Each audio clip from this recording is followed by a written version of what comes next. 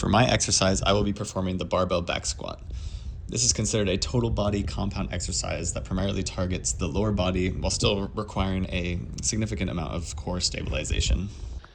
The back squat is often used in strength and conditioning programs as it develops the lower body strength, power, and overall performance. It helps train the quads, glutes, hamstrings, and core musculature, and the upper body helps to stabilize the bar. Athletes who may benefit most from incorporating back squat into their training would be sprinters, football players, soccer players, basketball players, Olympic weightlifters, and more. These sports require strong hip and knee extension for sprinting, jumping, and explosive movements. Due to the back squat being a multi-joint exercise and emphasis on large muscle groups, it is considered one of the most effective exercises in functional strength and power in the lower body. To prepare for performing a back squat, there are several key movement patterns that should be achieved. Most importantly is the body weight squat pattern, which will help prepare proper coordination of hip flexion, knee flexion, and ankle dorsiflexion while maintaining a neutral spine position. In addition to this, athletes should demonstrate adequate hip mobility, ankle mobility, and core stability in order to maintain a proper posture and prevent any excessive forward lean. Other patterns that might help an athlete prepare are the hip hinge, core bracing, and maintaining balance and control throughout the full squat range of motion.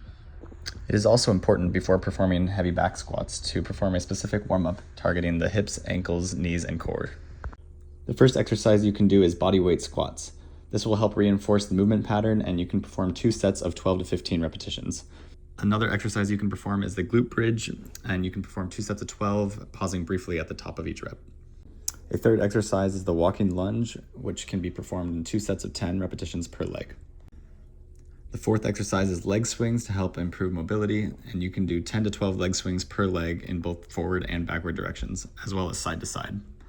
Last but not least is the ankle mobility stretch, such as knee to wall ankle stretch, and holding for 2 sets of 20 to 30 seconds per ankle. These movements will help prepare muscles and joints required for squat mechanics, as well as help mobilize and warm up your body.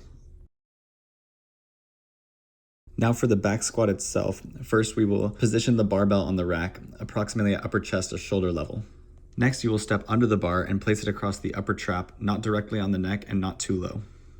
For the back squat, you will use a common grip with hands placed just outside the shoulders, and you used a closed pronated grip on the bar. Before weighting the bar, make sure your spine is in a neutral position and the shoulder blades are together to create a stable upper back. Next, unrack the bar by standing up and take a couple small steps back. Your feet should now be placed about shoulder width apart with slow turns slightly outward or in a neutral position. Before starting the squat itself, brace the core and maintain a neutral spine. You may begin the squat by pushing the hips back and bending the knees simultaneously. Lower your body under control until the thighs are approximately parallel to the floor or below. During this descent, be sure to keep your chest tall, knees tracking over the toes, and weight distributed through the midfoot to heel, keeping heels on the ground. From this bottom position, drive through the heels and extend the hips and knees simultaneously to return to the starting position. It is also important to keep in mind proper breathing techniques, breathing out through the eccentric or descent, and once you get to the sticking point, breathing out through the contraction or upward ascent. Some common mistakes during the back squat include allowing the knees to collapse inward or valgus movement, excessive forward lean of the torso, and lifting the heels off the ground. Maintaining proper posture, core stability, and knee alignment will help to reduce injury risk and improve overall lifting performance. Some simple cues that may help an athlete maintain proper technique are sit back into the squat to encourage proper hip movement.